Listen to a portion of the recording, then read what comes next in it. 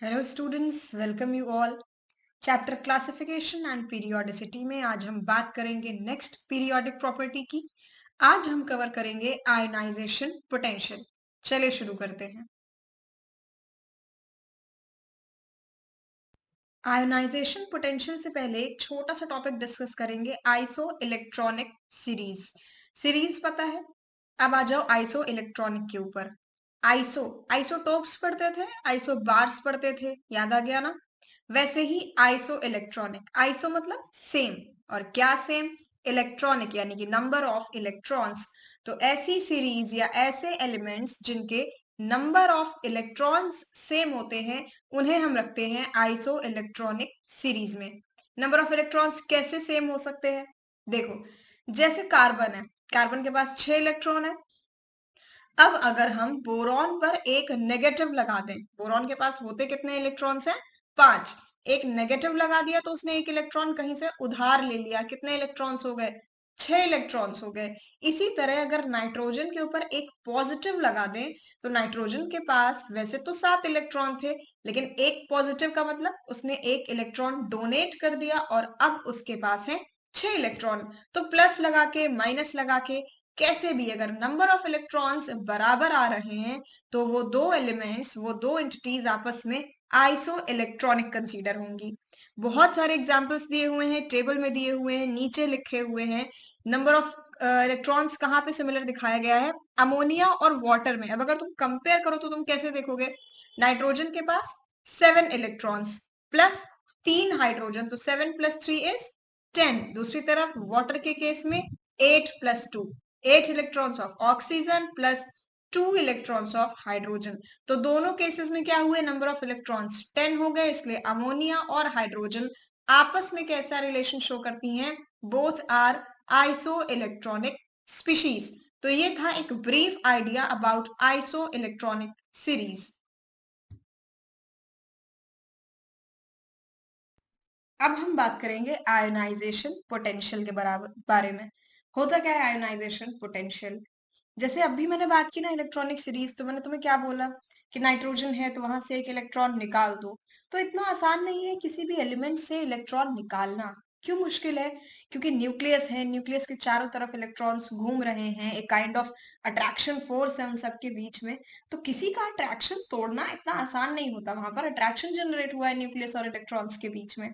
तुम्हें क्या करना पड़ेगा? तुम्हें एनर्जी लगानी पड़ेगी। किन्हीं दो लोगों की दोस्ती तोड़नी है तो तुम्हें बाहर से एक्सटर्नल कुछ एनर्जी सप्लाई करनी पड़ेगी, ताकि उसे विश्वास हो जाए कि हाँ, उसकी दोस्ती आपस में अच्छी नहीं चल रही। तो आयनाइजेशन एंथैल्पी क्या काम करती है? वो एनर्जी देने का काम करती है। तो ionization enthalpy is that energy, उतनी एनर्जी जितनी अगर हम किसी एलिमेंट को प्रोवाइड कर दें तो हम उसका एक इलेक्ट्रॉन निकाल सकते हैं। That is called ionization potential या आयनाइजेशन एनर्जी। फिर से, हमारे पास कोई एलिमेंट है, उसका एक इलेक्ट्रॉन निकालना है, हमें जो एनर्जी सप्लाई करनी पड़ेगी that is called ionization enthalpy. एक इलेक्ट्रॉन निकालने के लिए जो एनर्जी दी, फर्स्ट आयनाइजेशन एंथैल्पी। उसके बाद दूसरा इलेक्ट्रॉन निकालना पड़ा, सेकेंड आयनाइजेशन एंथैल्पी। तीसरा इलेक्ट्रॉन निकालना पड़ गया तो थर्ड आयनाइजेशन एंथैल्पी। तो डेफिनेशन समझ में आई आयनाइजेशन एंथैल्पी या आयनाइजेशन पोटेंशियल की? वो एनर्जी जिसे सप्लाई करना पड़ता है अगर हम किसी एलिमेंट से इलेक्ट्रॉन निकालना चाहें, उस एनर्जी को हम क्या कहते हैं? आयनाइजेशन पोटेंशियल या आयनाइजेशन एनर्जी। यहां पर बात हो रही है सक्सेसिव आयनाइजेशन एनर्जी की। सक्सेसिव मतलब एक एक करके। कैसे? पहला इलेक्ट्रॉन निकला, फर्स्ट आयनाइजेशन एनर्जी। दूसरा इलेक्ट्रॉन निकालने के लिए सेकेंड आयनाइजेशन एनर्जी। अब वैल्यूज पे क्या फर्क पड़ेगा? उस एलिमेंट का जब एक इलेक्ट्रॉन निकल जाएगा, उसके पास पॉजिटिव चार्ज आएगा, तो उसे रियलाइज होगा कि उसका तो एक मेंबर कम हो गया, एक नंबर ऑफ इलेक्ट्रॉन कम हो गया। तो अब जो लोग उसके पास बचे हैं, जितने नंबर ऑफ इलेक्ट्रॉन्स बचे हैं, उनको वो थोड़ा टाइटली होल्ड करेगा कि अच्छा, किसी छोटे बच्चे का सामान उठाते देखा है कभी? किसी छोटे बच्चे के पास 10 टॉफियां हों और तुम उनमें से दो उठा लो, तो वो क्या करता है? अपनी बाकी की 8 टॉफियों को बहुत कस के पकड़ता है। सिमिलरली हमारा न्यूक्लियर बिहेव करेगा। न्यूक्लियस क्या करेगा? तुम्हारे एक इलेक्ट्रॉन निकालने के बाद वो बचे हुए इलेक्ट्रॉन्स को टाइटली होल्ड कर लेगा। टाइटली होल्ड करेगा तो जब तुम दूसरा निकालने जाओगे तो तुम्हें थोड़ी सी ज्यादा एनर्जी देनी पड़ेगी। तुमने थोड़ी ज्यादा एनर्जी सप्लाई करके दूसरा इलेक्ट्रॉन भी निकाल लिया। अब न्यूक्लियस सोचेगा कि मैंने इतने स्ट्रांग होल्ड किया था, अभी भी ये इलेक्ट्रॉन लेकर चले गए, तो फिर वो क्या करेगा, बचे हुए इलेक्ट्रॉन्स को और अच्छे से होल्ड करेगा। तो जैसे जैसे तुम सक्सेसिव वैल्यूज पर जाओगे, पहला इलेक्ट्रॉन निकालने में तुम्हें जो एनर्जी देनी पड़ी थी वो कम थी, सेकेंड में तुम्हें और ज्यादा देनी पड़ेगी, और थर्ड इलेक्ट्रॉन निकालते समय तुम्हें और भी ज्यादा एनर्जी देनी पड़ेगी। और एक पॉइंट क्या इंपॉर्टेंट है, ionization potential is endothermic. Obvious है, ये बहुत ही ऑब्वियस स्टेटमेंट है। एनर्जी हम प्रोवाइड कर रहे हैं, सिस्टम को एनर्जी दे रहे हैं, तो हमारे लिए कैसी प्रोसेस हो गई वो, एंडोथर्मिक प्रोसेस। तो ये बात हो गई आयनाइजेशन एनर्जी और सक्सेसिव आयनाइजेशन एनर्जी के बारे में। कौन कौन से फैक्टर्स हैं जो आयनाइजेशन पोटेंशियल को इम्पैक्ट करेंगे, तो पहला फैक्टर है एटॉमिक साइज। लास्ट में जो रिलेशनशिप लिखा है, ionization potential is inversely related with atomic size. कैसे जस्टिफाई हो रही है ये बात, जितना छोटा एटम होगा, न्यूक्लियस और इलेक्ट्रॉन्स उतने पास पास होंगे, प्लस और माइनस उतने पास होंगे, और प्लस माइनस जितने पास होंगे उनके बीच का अट्रैक्शन फोर्स उतना ही स्ट्रॉन्ग होगा। और बहुत स्ट्रॉन्ग अट्रैक्शन फोर्स को ब्रेक करने के लिए तुम्हें बहुत ज्यादा अमाउंट में एनर्जी देनी पड़ेगी। तो जितना छोटा एटॉमिक साइज उतना strong attraction force between nucleus and electrons, therefore ionization potential value will be high. तो क्या रिलेशनशिप निकल के आया, atomic size and ionization potential have an inverse relationship.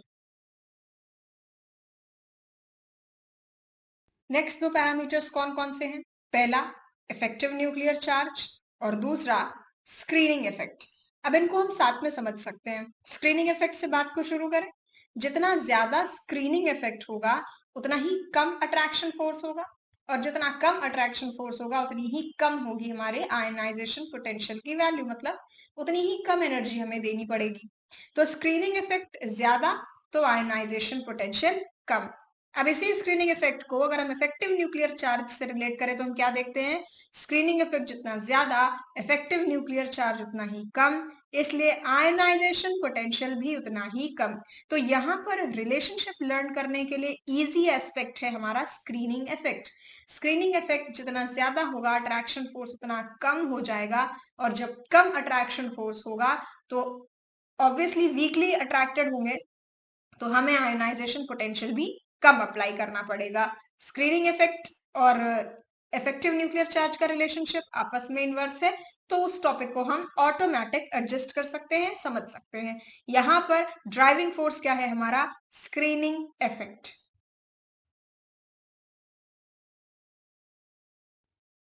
आगे के जो दो पैरामीटर्स हैं, पहला पेनिट्रेशन पावर। पेनिट्रेशन मतलब जो भी शेल न्यूक्लियस के सबसे पास होगी वो सबसे ज्यादा अट्रैक्शन फील करेगी, और वहां से इलेक्ट्रॉन निकालना सबसे मुश्किल होगा। ये बहुत ही बेसिक सी अंडरस्टैंडिंग की बात है।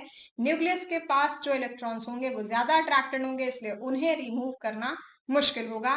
दूसरी बात, हाफ फिल्ड या फुली फिल्ड ऑर्बिटल्स। हमने स्टेबिलिटी में ये बात पढ़ रखी है कि जो हमारी एग्जैक्टली हाफ फिल्ड ऑर्बिटल्स होती हैं, जैसे P3, D5, F7, वो हाईली स्टेबल होती हैं, और सिमिलरली फुली फिल्ड ऑर्बिटल्स भी हाईली स्टेबल होती हैं।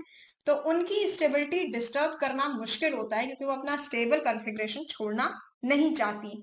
तो अगर हमें P3 को डिस्टर्ब करना है तो आयनाइजेशन पोटेंशियल की वैल्यू ज्यादा लगेगी। P3 से P2 जाने में हमेशा हाई आयनाइजेशन पोटेंशियल लगेगा, जबकि अगर हमें P4 से इलेक्ट्रॉन निकालना हो तो बहुत आसानी से अचीव हो जाएगा, क्योंकि उसे पता होगा कि एक इलेक्ट्रॉन निकल जाने से मुझे स्टेबल कॉन्फ़िगरेशन मिल रही है। तो जहां पर भी इलेक्ट्रॉन रिमूवल से स्टेबल कॉन्फ़िगरेशन अचीव हो रही होगी, उन एलिमेंट्स के लिए या उन कॉन्फ़िगरेशंस के लिए आयनाइजेशन पोटेंशियल की वैल्यू लो होगी।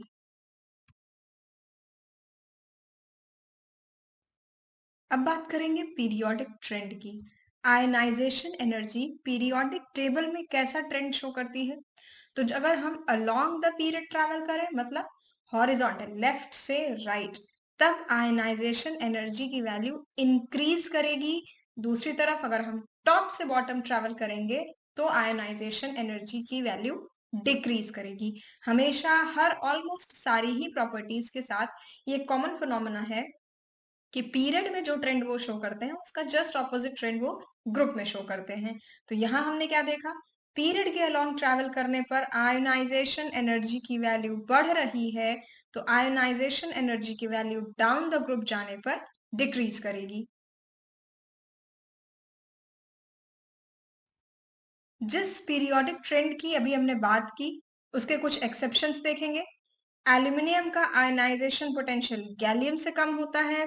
सिमिलरली हॉफनियम का ज्यादा होता है जिरकोनियम से। तो ये दो एक्सेप्शंस हैं जिनको कॉन्सेप्ट बेसिस पर ही याद किया जा सकता है। तो हमारे दो एक्सेप्शंस कौन से हो गए, एल्यूमिनियम का आयनाइजेशन पोटेंशियल गैलियम से कम है, जबकि हॉफनियम का आयनाइजेशन पोटेंशियल जिरकोनियम के आयनाइजेशन पोटेंशियल से ज्यादा है। यूज क्या है आयनाइजेशन पोटेंशियल का, अगर हमें दो एलिमेंट्स ए और बी के आयनाइजेशन पोटेंशियल्स पता है कि ए का आयनाइजेशन पोटेंशियल बी से ज्यादा है, तो इसकी क्या एप्लीकेशन हो सकती है। तो पहली एप्लीकेशन क्या है, ionization potential is inversely related with metallic property. अगर कोई मेटालिक एलिमेंट है उसका आयनाइजेशन पोटेंशियल कम होगा, या फिर दूसरी तरह से क्या कह सकते हैं, ए और बी में से जिसका आयनाइजेशन पोटेंशियल कम है वो मेटालिक प्रॉपर्टी शो करेगा, जिसका आयनाइजेशन पोटेंशियल ज्यादा है वो नॉन मेटालिक प्रॉपर्टी शो करेगा। तो पहला रिलेशनशिप देखा हमने आयनाइजेशन पोटेंशियल और मेटालिक नॉन मेटालिक कैरेक्टर के बीच। सेकेंड प्रॉपर्टी रिलेट करेगी रिड्यूसिंग कैरेक्टर से। तो हम क्या देखेंगे, minimum ionization potential elements are strong reducing agents. इस बात को अलग से नोट करो, जिनका आयनाइजेशन पोटेंशियल कम है वो स्ट्रॉन्ग रिड्यूसिंग एजेंट है। अभी हमने क्या देखा था, जिनका आयनाइजेशन पोटेंशियल कम है वो मेटल एलिमेंट्स हैं।